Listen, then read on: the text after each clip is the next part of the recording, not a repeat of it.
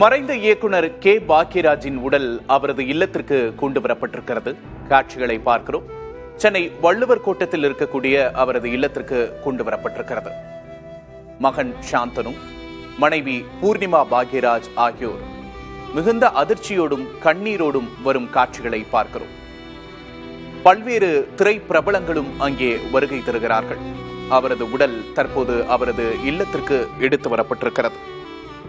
50 ஆண்டு காலம் திரைத்துறையில் ஒரு பெரிய ஆளுமையாக தன்னை நிலைநிறுத்தியவர். இயக்குனர், நடிகர், எழுத்தாளர் என்று பன்முக திறமை கொண்ட இயக்குனர் பாக்யராஜ் காலமாகி இருக்கிறார். மிகுந்த அதிர்ச்சிகரமான ஒரு செய்தி இன்று காலையில் நமக்கு கிடைக்கப்பட்டிருக்கிறது. ஹிந்தியிலும் ஹிட் கொடுத்திருக்கிறார் இயக்குனர் பாக்யராஜ். பாலிவுட்டையே ஆச்சரியமாகவும் பார்க்க வைத்திருக்கிறார். அக்ரி ரஸ்தா என்ற ஹிந்தி படத்தின் மூலம் ஒரு மிகப்பெரிய ஹிட் கொடுத்து பாலிவுட்டையே ஆச்சரியமாக பார்க்க வைத்தவர். திரைக்கதை மன்னன் என்று இந்திய சினிமாவால் போற்றப்படும் பன்முக வித்தகர் பாக்யராஜ்.